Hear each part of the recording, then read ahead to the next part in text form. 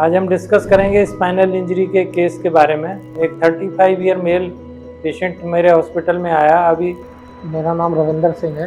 जो कि घर पे काम कर रहा था। अचानक छत से गिर गया, काफ़ी ऊंचाई से गिरा। कहीं 5 दिन पहले मैं छत से गिर गया था। हमारे एक रिलेटिव है, उन्होंने बताया कि अनिल सिंगल जी के पास चले जाइए।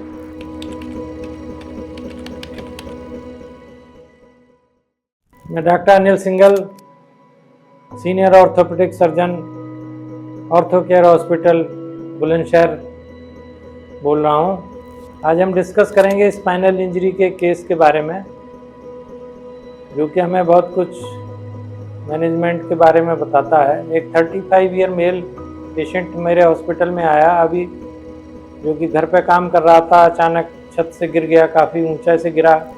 मेरा नाम रविंदर सिंह है। कहीं 5 दिन पहले मैं छत से गिर गया था। हमारे एक रिलेटिव है, उन्होंने बताया कि अनिल सिंगल जी के पास चले जाइए, वो आपका प्रॉपर इलाज ट्रीटमेंट देंगे। तब हम उनके पास आए, MRI कराया गया और फिर पॉसिबल बीमारियों का पता लगाया गया क्या क्या है। उसके बाद ऑपरेशन के लिए बोला गया। अभी मैं ऑपरेशन के लिए जा रहा हूँ। काफ़ी सीवियर पेन में था, उसको हिल भी नहीं पा रहा था, इवन लिटिल मूवमेंट भी नहीं था उसको। कमर के ऊपरी हिस्से में असहनीय दर्द था। हमने उसका एक्सरे किया और उसकी MRI कराई। अब हम उस पेशेंट का MRI देख रहे हैं। ये जैसा कि दिखाई दे रहा है, D3 कमर के ऊपरी हिस्से में और ये D6 के बीच में 2 हड्डियाँ वर्टिब्री हैं, स्पाइनल कॉर्ड की रीढ़ की हड्डियाँ हैं। D1, D2, D3 और D6 और D4 और D5 ये कोलैप्स होकर के, क्रश होकर के ये जो स्पाइनल कॉर्ड जा रही है, इसके पास बिल्कुल टच कर गई हैं। अगर ये हड्डियाँ अंदर और चली जाती तो उसके पैरों का चलना फिरना, लैट्रिन बाथरूम वगैरह सब बंद हो जाता।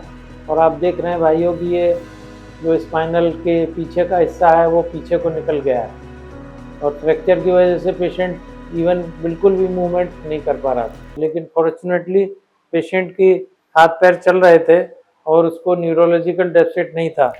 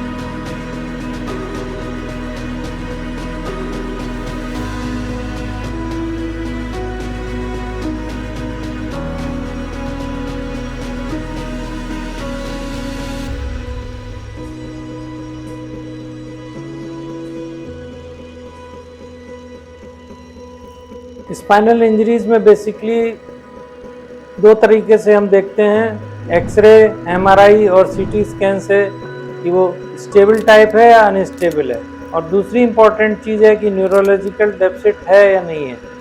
अगर न्यूरोलॉजिकल डेफिसिट नहीं है तो स्टेबल भी हो सकती है, अनस्टेबल भी हो सकती है। और अगर इंजरी ज़्यादा है, स्टेबल है फिर भी, और हमें इन फ्यूचर लगता है कि वो उसको न्यूरोलॉजिकल प्रॉब्लम्स आ सकती हैं, तो हम उसको फिक्सेशन के लिए प्रेफरेंस देते हैं। इस केस में तो बहुत ही ज़्यादा ज़रूरी था, क्योंकि पेशेंट लिटिल मूवमेंट भी नहीं कर पा रहा था, और अचानक से अगर वो बैठ जाता, हिल जाता, तो उसके पैरों में भी वीकनेस आ सकती थी।